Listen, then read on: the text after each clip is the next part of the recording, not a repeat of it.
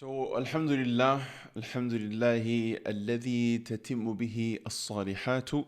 We got to the end of this module. And here we are going to talk about becoming your new you, having all of these routines now in place, etc., and how to maintain.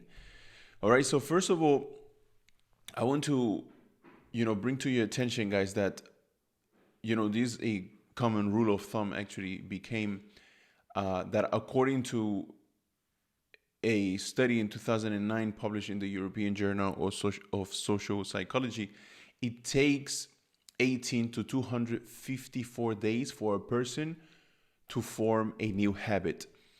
And the study also concluded that on average it takes 66 days for a new behavior to become automatic. There's another study as well that says in between 30 days to 60 days. Now, subhanAllah, if you look at the Sunnah of Allah and the tradition of Allah, out of the 65 days out of the year, He takes 30 days, and the reason, and gives us the legislation to, to fast, etc. And He says at the end of the ayah of the Psalm, لَعَلَّكُمْ تَتَّقُونَ, that perhaps through these 30 years, after these 30 days, you guys achieve righteousness and you guys achieve, piety. So I am very confident that when it comes to new habits and dropping bad habits, you can do it in 30 days. Obviously, depending on how, encrypted and heavy those habits are on you and how long you have been doing and how hard those habits are for you to leave off. Depending on that, it's going to be easier, or like it's going to take 30 days, or it's going to take maybe 40 or 60 days. But on average, it's important to know that on average it will take 18 to 254 days, which is pretty much like a month, to form or drop a habit. So with this being said, it will take time. It will take your relentless momentum on these new habits and these new routines in order for you to adapt this discipline and this new way of being, this new lifestyle in your life. All right, so keep that in mind. Then as well, keep in mind that to sustain our effectiveness, we must take time out to recharge our batteries. Okay, so it is like sharpening the saw. When lumberjacks cut down trees, they take time to sharpen the saw to stay effective, and the time spent is never wasted time. It is worthwhile, is a worthwhile investment. The lumberjack who does not stop to sharpen his saw will not cut down more trees than the one who did. So keep in mind that there is something called burnout, and you can get that. Like if you try to accomplish something all at once, and I'm gonna stop doing this and these and these and these and these and these and this, is going to shock your system, and you are going to experience burnout, which is going to cause you to not be able to actually adapt this as a lifestyle. And take as well the example of killing a frog in boiling water. There's this research that says that if you take a frog and put it in boiling water, the frog is going to start moving and jumping around because it's burning hot, the boiling water, until it dies. But if you put a frog in warm, in regular water, and then little by little you start boiling the water, the frog is not even going to feel that the water is boiling until he dies from the boiling water, from being in the boiling water. So the same happens, and you need to try and apply that for you to adapt these new habits. Do it little by little. نعم، خطوة خطوة، شوية شوية. start dropping habits with using the performance tracker, and setting new weekly goals. Okay, this week I'm going to focus on stop doing this, and adapting this new habit of this new healthy habit, for example, etc., etc., little by little. Let the water boil little by little. And keep in mind that there are 4 dimensions to our lives as humans which need to be kept sharp. First of all, is physical, spiritual, mental, and social / emotional. So, in terms of physical, as we said previously, we need to mind what we eat, engage regular exercise, and allow only a healthy dose of stress in our lives. Spiritually, mindful exercises. I actually didn't speak about it in this module, but meditation is something that I do, which is mindful exercises, and it's as simple as quieting your mind for 5-10 minutes in the morning before before starting your deep work session, for example. It's nothing mystic or anything from woo woo land, you literally calm your thoughts, quiet your mind, close your eyes in a quiet environment. If not, then use binaural beats. Okay, binaural beats. I'll link all of this down below. You put your headphones on, and try and push away thoughts. Like, it's going to be impossible for you to blank out your mind, but push away thoughts, and it's going to basically allow you day after day, even if it's just 5 minutes, is basically your mind workout. Just like work out your body, you work out your mind as well to be able to be more focused. Like, if every day you work on your on your thoughts, like on pushing away your thoughts, it's going to help you to be more focused when you actually do deep work sessions. Because you will see that in the beginning, when doing deep work sessions, you will sit down and now you start thinking, oh, later on I need to do this. Oh, I remember yesterday, this person said this, haha, so funny. And all of this going on in your mind. Oh man, I'm so tired. Oh, I wish I could just get up now, but I'm in the deep work session. Oh, but actually, like, your mind is just talking by itself. So through these mindful exercises, you are able to work out your mind to be more focused, and that's what it is. Literally, you sit down for 5 minutes. Every time a thought comes, you push it away, and you just focus on your breathing, on your nose.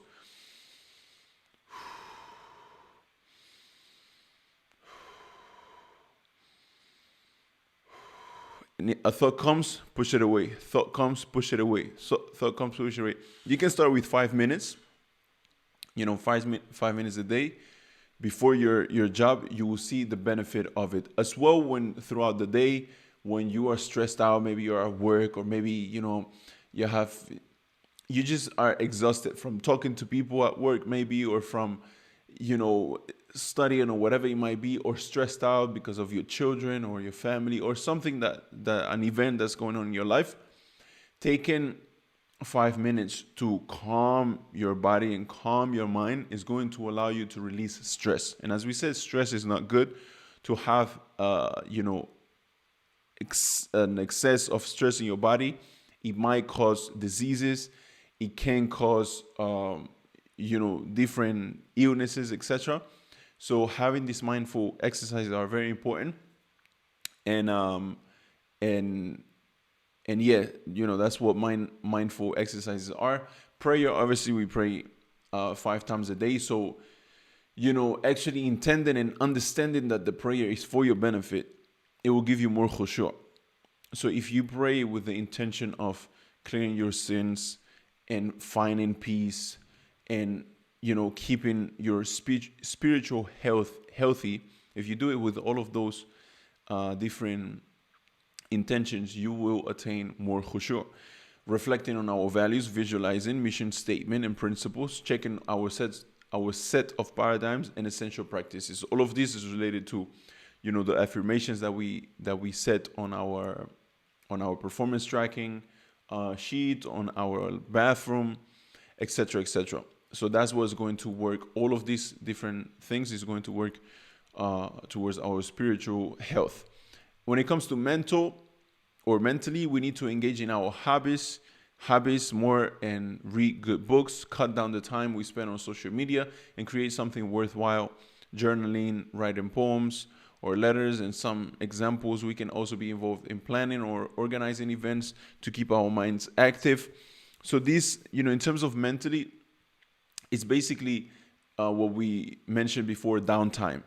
Like, actually spend quality downtime. Like, literally forget about studying, about work or revising. Don't do shallow work when downtime.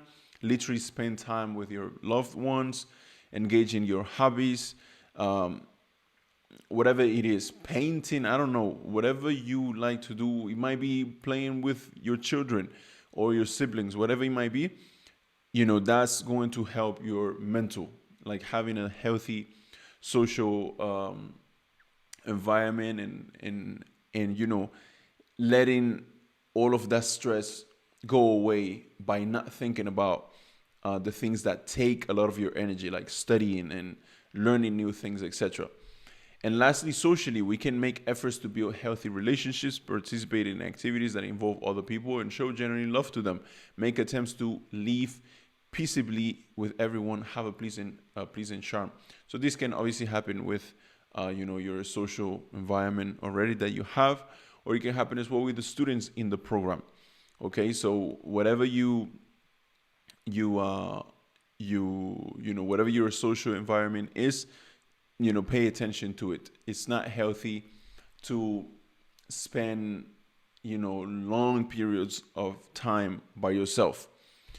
All right, so take time to reflect and renew your strength. Evaluating your performance helps you see the things you need to work on clearly.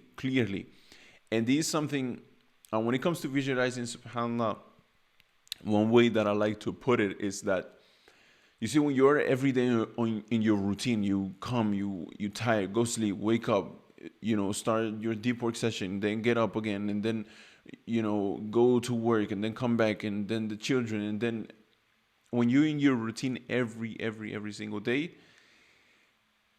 it's hard for you to see the picture. Like, you are so close from the picture that you see it blurry. Like, you don't see like the whole map. Okay, so taking time to visualize, like stepping away from the picture. Like, for example, take one day of full downtime. I don't do anything, and I go by myself. I go to the mountains or a peaceful place, and I just think, look at my performance tracking, my goals. I'm on track with my goals. I am achieving what am I supposed to achieve? Okay, how can I fix this particular thing that is not, as I'm not being as effective, for example. So take time away, like step away from the picture and look at the picture from far away so you can see it clearly, instead of like being in the picture, being in the routine every single day and seeing the picture blurry. All right. And then lastly, having an accountability partner will help you keep on track and improve your productivity. So this is why we have developed an accountability program where, in different ways we can keep you accountable, whether it's,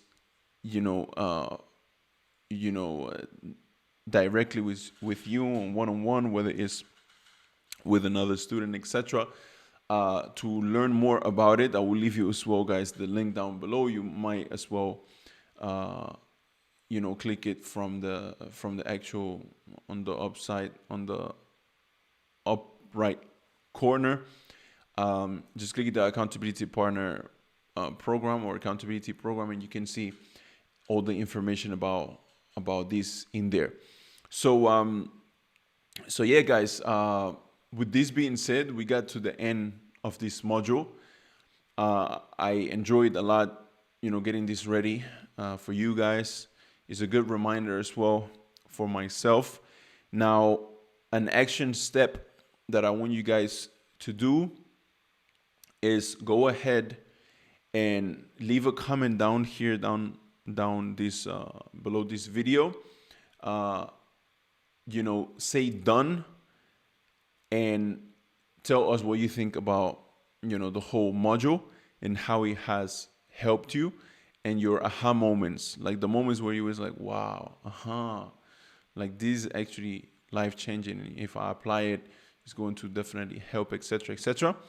So leave a comment down here, down below, and then go to the community,